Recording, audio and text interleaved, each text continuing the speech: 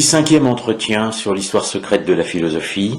Je vais vous parler de Dante, de Ficine et de Pic de la Mirandole. Nous en sommes donc à la Renaissance, enfin si je peux m'exprimer ainsi, puisque la Renaissance n'existe pas. La Renaissance est une imposture, parce que le Moyen-Âge est une imposture. Jacques Hertz avait écrit un livre magnifique sur le sujet, après Régine Perdoux et d'autres vrais historiens. Donc il n'y a pas de Moyen-Âge, donc il n'y a pas de Renaissance. Mais la Renaissance fait partie, je me suis attaqué à la Renaissance, donc j'ai écrit un livre qui s'appelle « La Renaissance, cette imposture ».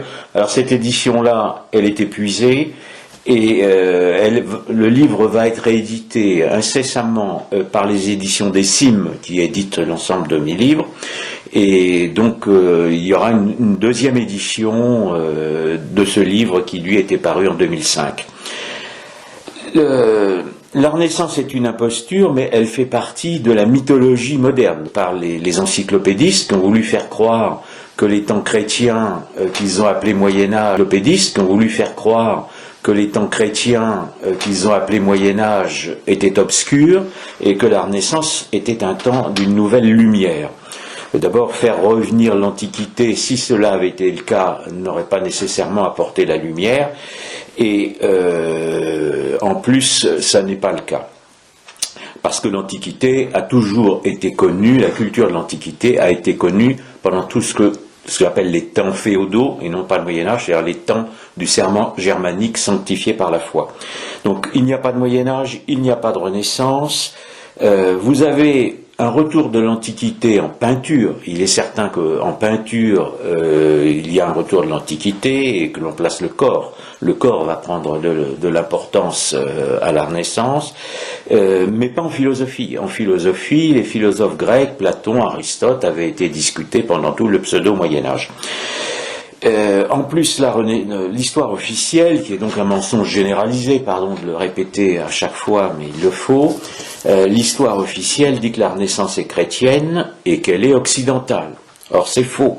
La Renaissance est anti-chrétienne parce qu'elle est gnostique et kabbalistique, elle fait revenir la gnose et la kabbale, qui sont des doctrines orientales anti-chrétiennes. Donc la Renaissance est orientale et anti-chrétienne et anti-occidentale. Donc évidemment, il faut corriger tout ça.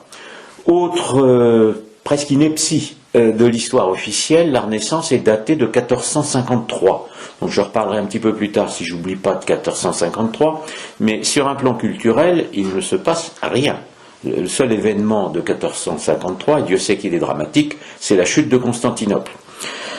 Est censé mettre fin au Moyen-Âge en 1453, et pourtant, l'histoire officielle reconnaît qu'il y a des renaissances avant.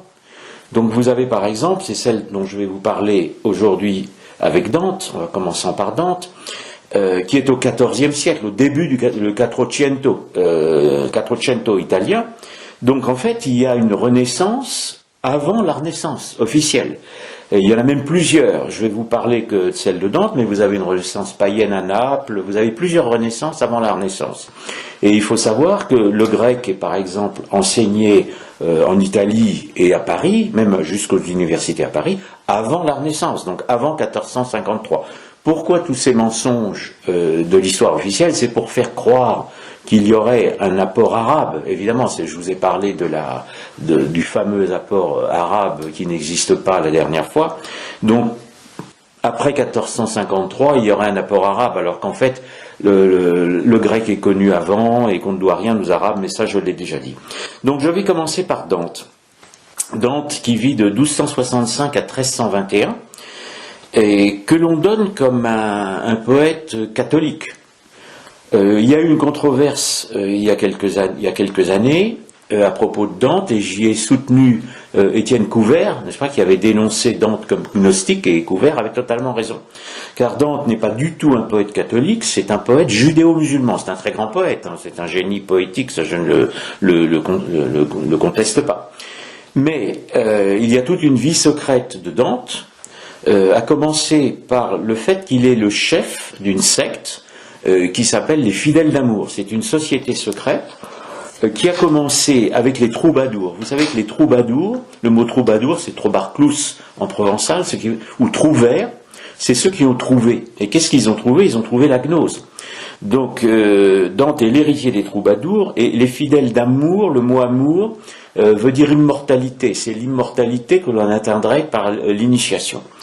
Dante lui-même, il est d'une grande famille de Florence, et on confie son éducation à un homme politique de Florence et un initié qui s'appelle Brunet Latin, qui a écrit un livre qui s'appelle Le Trésor, qui est une sorte d'encyclopédie qu'il tient en grande partie de l'islam.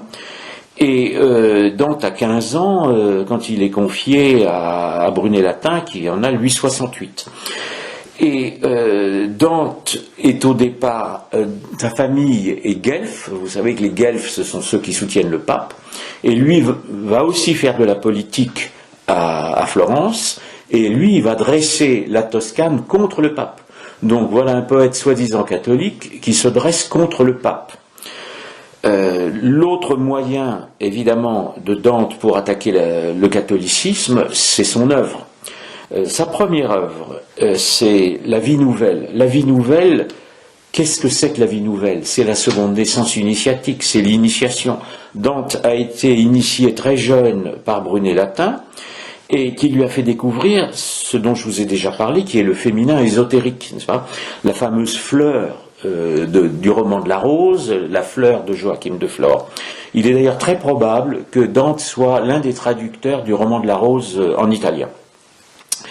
La Vie Nouvelle, donc le féminin ésotérique, va prendre la figure de la fameuse Béatrice. Vous savez que Dante, très jeune, connaît cette Béatrice qu'il idéalise. Magnifique poésie, évidemment, à partir de Béatrice, mais Béatrice va mourir en 1290, et Dante est inconsolable. Et il va se marier en 1292 et avoir plusieurs enfants. Donc la Béatrice que l'on va retrouver dans la Divine Comédie n'est pas la Béatrice réelle, c'est le féminin ésotérique transposé en Béatrice. Donc venons-en à la fameuse Divine Comédie qui est son œuvre principale. D'abord, dire que Dieu s'amuse, n'est-ce pas, le terme de comédie est lui-même assez irrespectueux, il faudrait plutôt dire tragédie en l'occurrence. À noter qu'elle est écrite après la condamnation des Templiers. Dante avait soulevé la Toscane contre le pape Boniface, et après le pape est Clément V. Vous savez que le Clément V est tellement menacé par les premiers nationalistes italiens qui sont anti-catholiques, comme le seront évidemment ceux du XIXe siècle, doit se réfugier en Avignon. Donc c'est en Avignon que Clément V va condamner les Templiers en 1312. Et Dante est peut-être secrètement templier. Un certain nombre de spécialistes de l'ésotérisme l'ont dit. En tout cas, sa Divine Comédie est écrite après, et elle reprend un certain nombre de thèmes qu'on a retrouvés dans l'ésotérisme des Templiers, et notamment, évidemment, l'ésotérisme musulman. Les sources de Dante pour la Divine Comédie ne sont pas des sources chrétiennes, mais ce sont des sources musulmanes. Probablement à travers Brunet Latin. Deux exemples, c'est le voyage à travers les sphères. Dante a repris de l'islam, de l'ésotérisme musulman, toute la hiérarchie des mondes. Vous savez que dans la Divine Comédie, le voyant élu, puisqu'il se considère comme un voyant élu, traverse des sphères, traverse les mondes. Si vous voulez, et dans la Divine Comédie, Dieu est représenté par 9 roues. Un passage de mon livre est représenté par 9 roues qui correspondent aux 9 ciels dont le paradis de Dante est composé. Et dans le ciel des étoiles, c'est-à-dire le ciel de l'astrologie, Dante se retourne et voit les 7 sphères que les initiés sont censés traverser pour monter vers le ciel. Sont censés traverser pour monter vers le ciel. On avait déjà ça dans Philon le Juif, dont je vous ai parlé dans la première conférence. Et dans son paradis, Dante va placer des hérétiques à côté des saints. Il va mélanger les hérétiques et les saints, et parmi ces hérétiques, il y a le fameux Siger de Brabant, dont je vous ai parlé aussi, et qui est le représentant de l'avéroïsme, qui a été condamné en grande partie grâce à saint Thomas. Dante reprend à la fois l'ésotérisme des sphères, l'avéroïsme, il considère Averroès comme le plus grand interprète d'Aristote, etc., etc. Donc les hérétiques sont confondus avec les saints. Et troisième aspect ésotérique et évidemment cible pour un catholique. Un catholique, vous savez que le Chouret avait décrit les trois idées mères. La Renaissance correspondait à des trois idées mères qui sont celles des cultes du cosmos et de la terre-mère. Et parmi ceux-là, il y a toujours le fameux féminin. Et les fidèles d'amour vénèrent non pas la Vierge Marie, comme on veut le faire croire, mais la Madone Intelligence, ce qu'ils appellent la Madone Intelligence, et qui est en fait une des figures du Zohar. Donc nous sommes là dans un ésotérisme qui est judéo-musulman. Autre exemple, Dante va être un des premiers à donner Adam comme un grand initié, ce que reprendront les Rose-Croix plus tard, où il va caractériser Dieu, par exemple, par le chiffre 1, comme dans la Kabbale, où Béatrice, la fameuse Béatrice, va correspondre au chiffre 9, et là on va se trouver dans les processions de Séphiroth, etc., etc., etc. Donc si vous voulez, j'ai évidemment fait dans ce livre une analyse ésotérique de la Divine Comédie, et pour bien expliquer que l'on allait passer d'un humanisme chrétien, puisqu'il y a eu un humanisme chrétien pendant tout le pseudo-Moyen-Âge, mais qu'avec Dante, on arrive déjà à un humanisme qui va être un humanisme hérétique, un humanisme anti-chrétien. Parmi les descendants de Dante, ses disciples, alors vous avez par exemple Pétrarque. Juste un mot sur Pétrarque, je ne vais pas parler de tous. Bon, Pétrarque n'est pas un fidèle d'amour, donc il ne fait pas partie de la société secrète.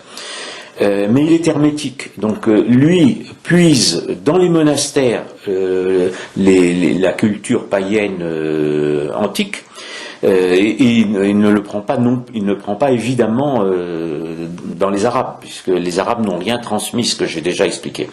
Mais il est déjà naturaliste, donc il est à la fois encore un humaniste chrétien, et encore un humanisme chrétien avec Pétrarque, mais il est déjà presque un moderne, c'est-à-dire que déjà un naturaliste, c'est-à-dire qui va déjà passer du fameux dualisme métaphysique au monisme. Par contre, dans les fidèles d'amour, je vais en citer deux, dont un peintre. Alors, la peinture n'est pas le sujet, mais vous savez qu'elle représente souvent l'état d'esprit d'une époque, c'est dire où nous en sommes. Et Giotto qui est évidemment un génie de la peinture, mais Giotto est un fidèle d'amour, et il est un des premiers à placer un homme au centre de la toile.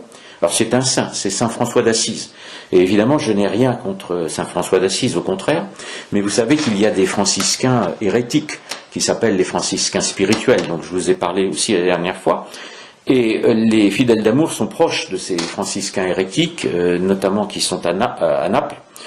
Et je voudrais juste signaler que les franciscains, récemment, une réunion œcuménique a eu lieu à Assise, et que un clown, n'est-ce pas, s'appelle François. Donc les initiés ont de la suite dans les idées. L'un des tableaux de Giotto représente Saint François d'Assise qui parle aux oiseaux. Or, les oiseaux, ce sont les initiés hermétiques dans le langage des troubadours. Donc, en fait, c'est un faux Saint François d'Assise qui s'adresse aux initiés, aux hermétiques. Autre poète qui fait partie des fidèles d'amour, c'est Boccace. Boccace, le Décaméron, on est déjà dans une opposition de la vie au christianisme, erreur qui sera reprise jusqu'à Nietzsche. Et Boccace est déjà relativiste. Alors il est antiscolastique, sa poésie cache une philosophie antiscolastique, et il est relativiste, et il est pour un œcuménisme avec l'islam. Il considère les trois religions comme équivalentes. Il meurt en 1375, et quelques décennies après, nous allons arriver, après cette donc première renaissance italienne, à la renaissance de 1453. Or 1453, c'est une date catastrophique pour l'histoire de l'humanité, d'abord pour l'Orient, parce que l'Empire d'Orient chute, n'est-ce pas, c'est la chute de Constantinople, la civilisation occidentale et chrétienne qui était aussi en Orient est détruite et cède la place à la barbarie islamique. Et si vous lisez les livres d'histoire, vous allez voir qu'il est écrit la prise de Constantinople. Pour un chrétien et pour la chrétienté, on doit parler d'une chute. Or, l'histoire officielle part d'une prise. Ça veut dire de quel côté elle se place. Pourquoi cette date de 1453 pour faire naître la Renaissance? Il n'y a aucun texte sur un plan culturel qui la justifie. Alors, il y a un événement qui se passe en Europe, c'est la fin de la guerre de 100 ans, qui a d'ailleurs une influence sur la chute de Constantinople, parce que la France n'est pas venue en aide, n'a pas pu aller sauver l'Orient chrétien, comme elle l'avait fait auparavant avec les croisades. Et pourquoi cette date? Et je pose la question, et je pense qu'il s'agit du sacrifice des chrétiens. Le sang coule à Constantinople, il y a 50 000 morts lors de la prise de Constantinople, et ensuite vous avez des millions de morts chrétiens sur quelques décennies qui suivent en Orient. Or, la Renaissance officielle va être financée par les fameux Médicis, surtout la Renaissance de Florence, et les Médicis sont des commerçants qui commercent avec l'Orient. Et après la chute de Constantinople, les humanistes, les artistes, les Médicis ne voient aucun inconvénient à commercer avec l'Orient musulman, alors que les chrétiens sont exterminés par millions. Il n'y a pas que Florence, il y a aussi Venise, et il y a d'autres villes italiennes. La Renaissance, en elle-même, en ce qu'elle fait revenir l'Antiquité, fait aussi revenir une pratique de l'Antiquité qui avait été proscrite pendant tout le pseudo-Moyen-Âge, et qui est l'esclavage. Les Médicis participent au commerce avec l'Orient, or l'Orient est esclavagiste. Vous avez en Italie, pendant la Renaissance, apparaît donc 1453, des esclaves. Le mot esclave qui vient de slave, parce que vous avez beaucoup de slaves qui ont été réduits en esclavage, ce sont des blancs. Et vous avez aussi des esclaves chrétiens. C'est-à-dire que vous avez des chrétiens qui sont vendus par des musulmans en Italie. Donc c'est un scandale absolument absolu. Ce que je veux dire, c'est que Côme de Médicis, qui est le premier démocrate qui utilise la démocratie pour faire de l'argent, n'est-ce pas, déjà du business, et son héritier, son petit-fils, ensuite Laurent le Magnifique, qui n'est pas non plus du tout magnanime, parce que Laurent le Magnifique, il fait mettre à mort ses rivaux, c'est pas la fameuse conjuration des Pazzi, il les fait mettre à mort, et il prend tous leurs biens. Donc le pouvoir Médicis est vraiment un pouvoir de despotes qui sont déjà éclairés, bien entendu, et qui sont des commerçants, et donc qui ont de l'argent sale, et qui va financer cette fameuse académie florentine. Ils vont évidemment financer aussi des magnifiques monuments. Je ne m'occupe pas de l'aspect artistique. Quand je dénonce la Renaissance, c'est évidemment pas la Renaissance artistique, c'est la Renaissance gnostique, kabbalistique, philosophique, c'est-à-dire anti-chrétienne. Les Médicis vont donc financer l'Académie de Florence, qui est dite platonicienne, alors qu'elle n'est pas platonicienne, encore une erreur de l'histoire officielle, elle est néo-platonicienne. Donc vous avez déjà la différence. Et elle ne fait pas revenir la culture grecque, elle fait revenir la culture d'Alexandrie.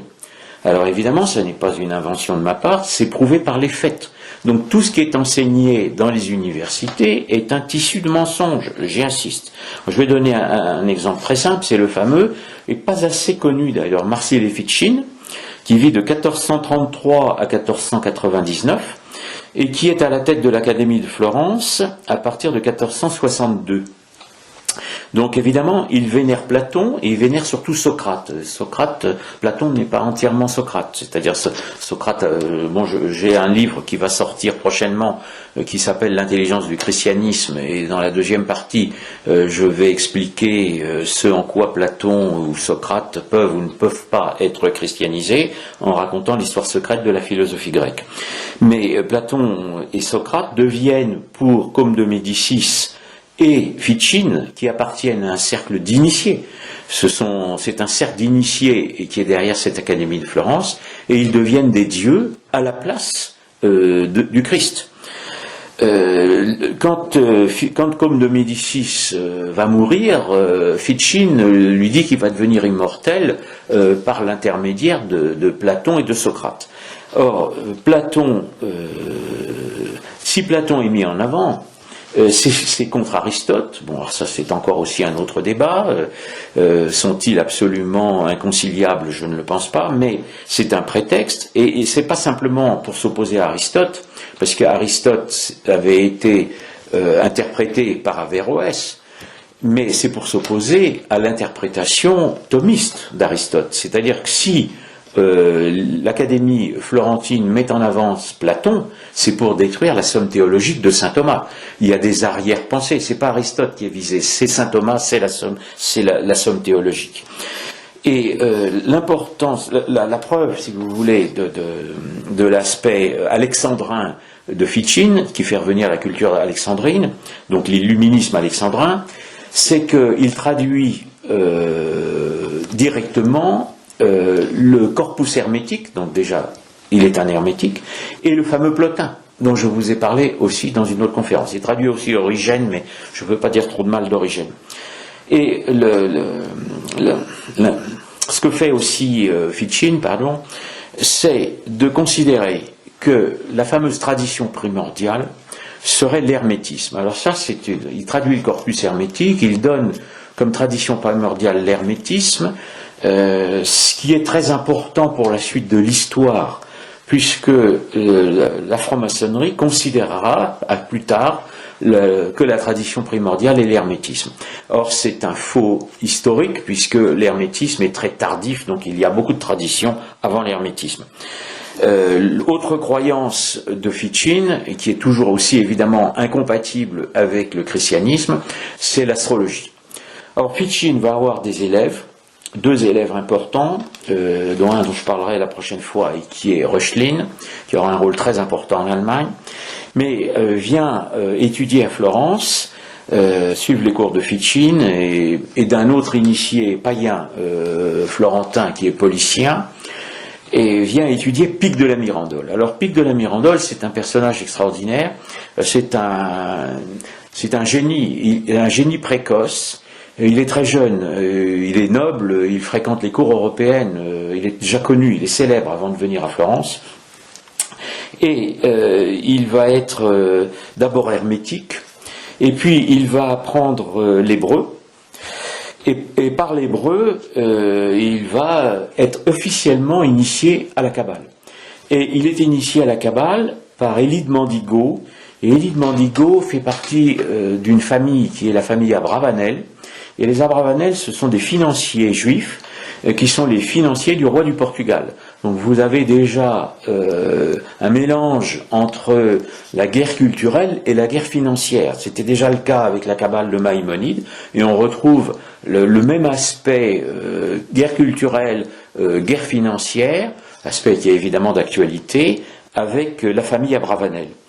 Or, Pic de la Mirandole se passionne pour tout, et il a une culture absolument extraordinaire, mais il manque de jugement, il manque de sens critique, il mélange tout pour lui, il mélange la magie, il mélange la Kabbale avec le christianisme, il pense que Jésus est une réincarnation d'Hermès, enfin toutes choses qui sont totalement hérétiques, et il lui aussi donne à la tradition primordiale une autre source que l'hermétisme, c'est en quoi il a raison, puisque l'hermétisme n'est pas la tradition primordiale, donc il corrige l'erreur de Ficine, mais il donne comme tradition primordiale ce que lui ont appris les rabbins, et c'est la fameuse Kabbale. La Kabbale serait, je dis bien serait, la tradition primordiale, c'est-à-dire qu'elle précéderait l'Ancien Testament. C'est un bouleversement total. Cela voudrait dire que les Juifs ont inventé Dieu.